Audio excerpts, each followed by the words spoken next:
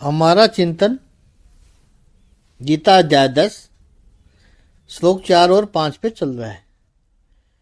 अहिंसा, प्रभु ने कहा अहिंसा, अहिंसा पर हमारा चिंतन चल रहा है। स्वतंत्रता संग्राम के दौरान जो शास्त्रों को ठीक से समझ नहीं पाए, उन्होंने मन गढ़ंत अर्थ करके समाज में एक निर्बलता, दुर्बल विचारधारा का प्रचार किया कि हम मर जाएंगे लेकिन हाथ नहीं उठाएंगे। वो भी अहिंसा नहीं है, हिंसा ही है।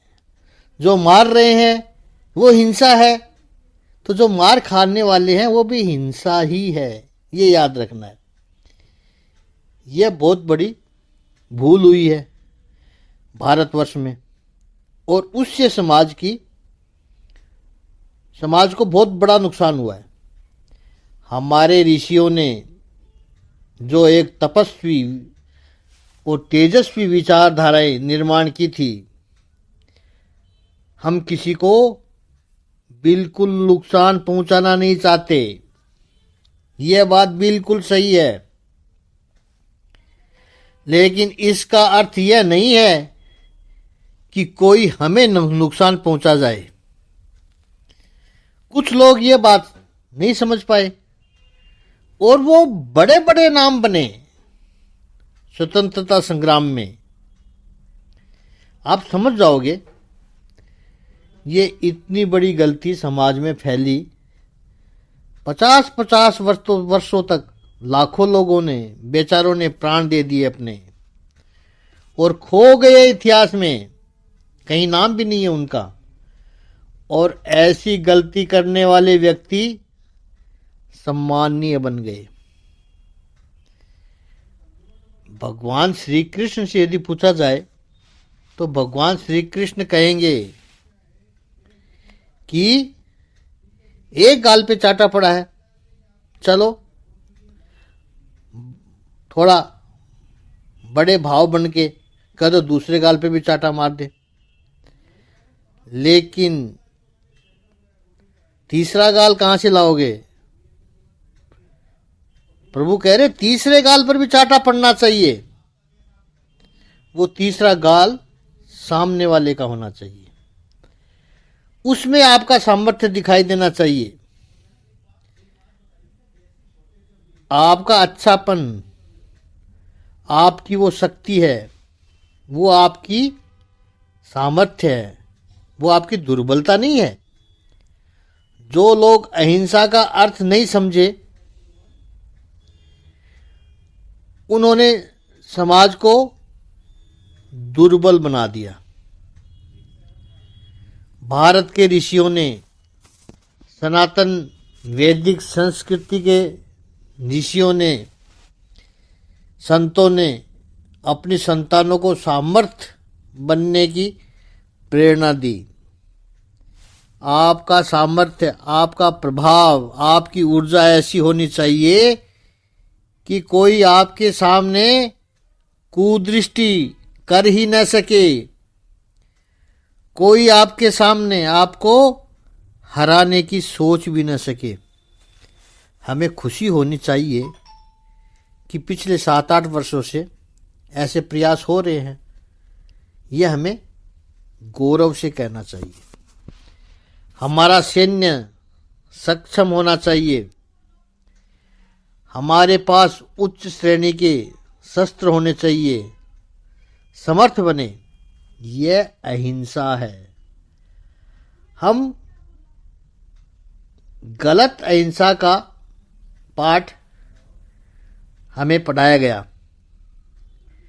रणभूमि छोड़कर जाते हुए अर्जुन को भगवान श्री कृष्ण कहते हैं, जाता कहाँ है? लड़, स्वीकार कर इस चैलेंज को, और केवल लड़, इतना ही नहीं, विजेता बन के बाहर आ। यत्र योगेश्वरः कृष्णो तत्र पार्थो धनुर्धरः तत्र श्री विजयो पराजय नहीं पराजय नहीं है, उसमें विजय होकर निकलना है। गरीबी नहीं चाहिए, श्री चाहिए, सामर्थ्य, सौंदर्य, गौरव, ध्रुव नीति है।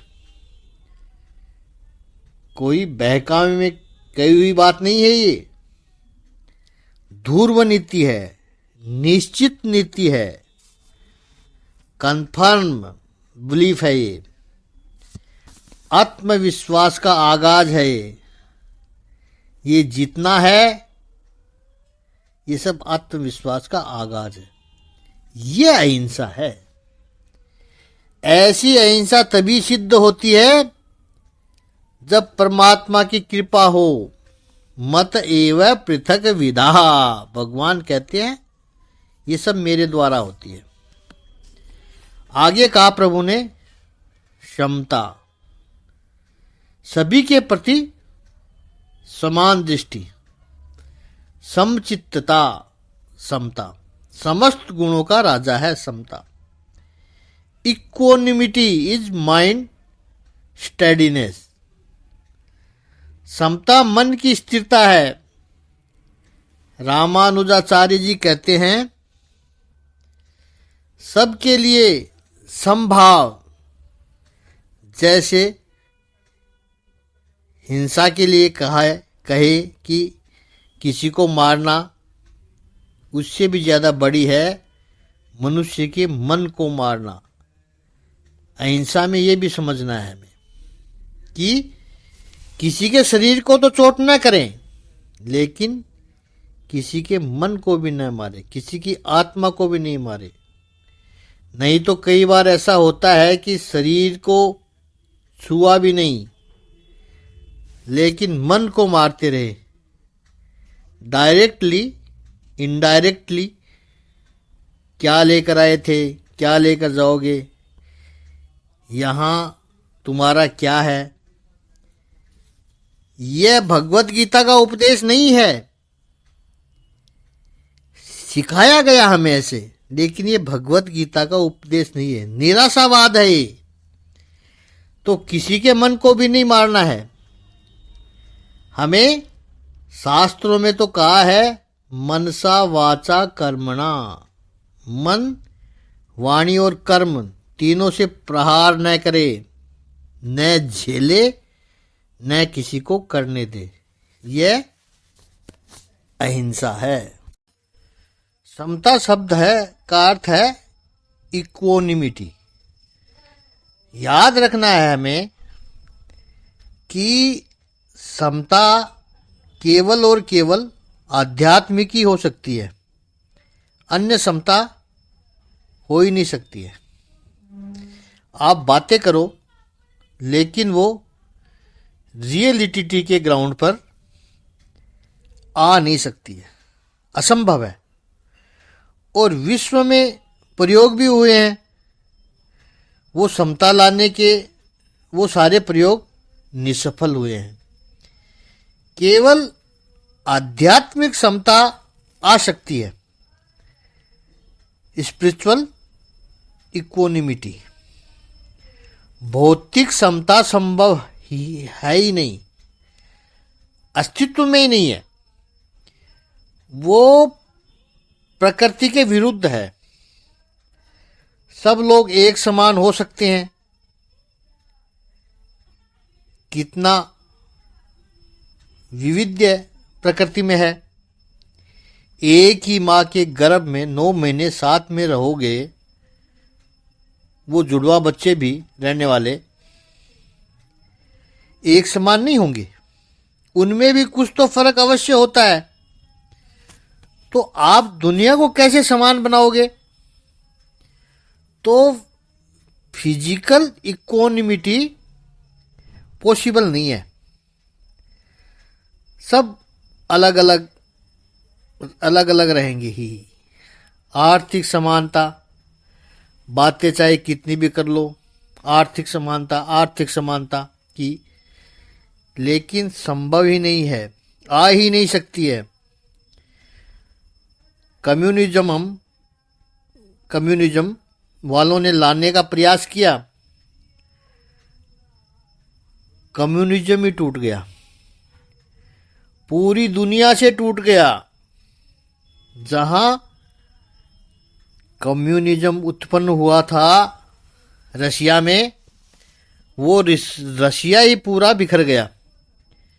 फिर चाइना वालों ने पकड़ा, अब चाइना में कम्युनिज्म नहीं है, नाम है कम्युनिज्म, कम्युनिज्म नहीं है, डिक्टेटरशिप नहीं है। अभी भारत में कुछ लोग लाल झंडा लेकर अभी तक बैठे हैं, कम्युनिज्म कम्युनिज्म कर रहे हैं, बिना समझदारी के, बिना अकल के। संभव ही नहीं है। आर्थिक समानता कैसे लाओगे? प्रत्येक व्यक्ति की एम्बिशन अलग है। आर्थिक समानता जिसने भी लाने का प्रयास किया, उस देश की पूरी अर्थव्यवस्था ही कोलैप्स हो गई, समाप्त होगी।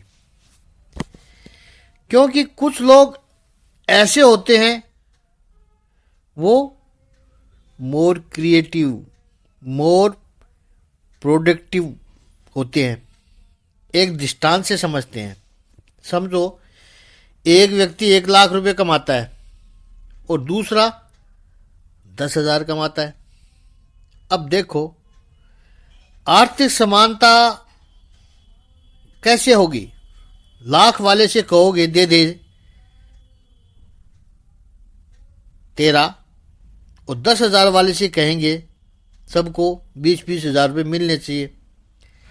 लाख वाले से लेकर के सबको 20-20 हजार रुपये दे दो, सबको एक साथ रखना है। लाख वाला कहेगा जब मुझे 20,000 ही मिलना है तो मैं इतनी मेहनत क्यों करूं?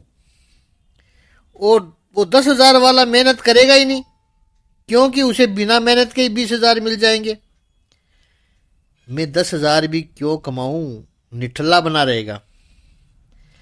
ऐसे सबको अनप्रोडक्टिव बना दोगे, आप सबको आलसी बना दोगे। ये जो चुनाव के समय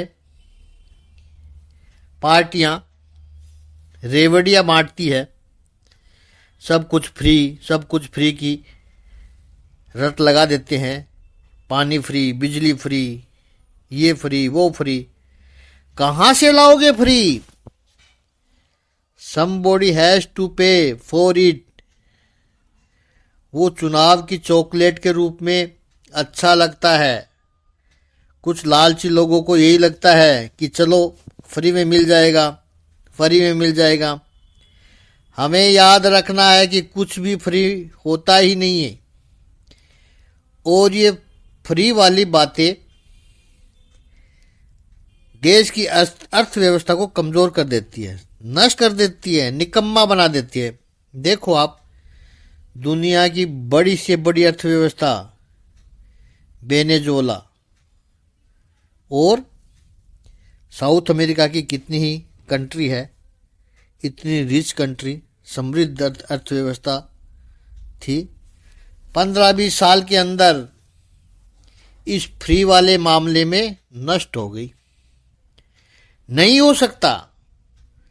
तो भौतिक समानता संभव नहीं है, आर्थिक समानता भी संभव नहीं है, मानसिक समानता भी संभव नहीं है, और बौद्धिक समानता संभव ही नहीं है। हर एक व्यक्ति की मानसिकता एक हो ही नहीं सकती, हर एक व्यक्ति की संवेदनशीलता एक नहीं हो सकती, यह असंभव है। बौद्धिक समानता भी नहीं हो सकती है। यह समानता का कॉन्सेप्ट ही विचित्र है।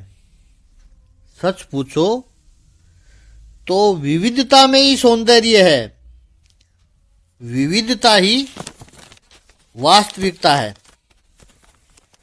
उस विविधता को स्वीकार करना पड़ेगा।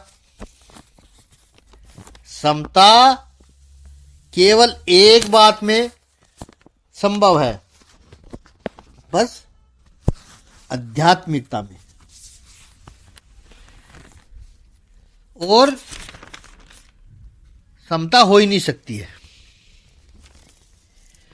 और यहां जो भगवान श्री कृष्ण बात करते हैं अहिंसा, समता, हम एक ईश्वर की संतान है, यह समता हो सकती है। फिर आप सहायता करने जाओगे, केयरिंग करोगे, शेयरिंग करोगे, वो समता भी हो सकती है।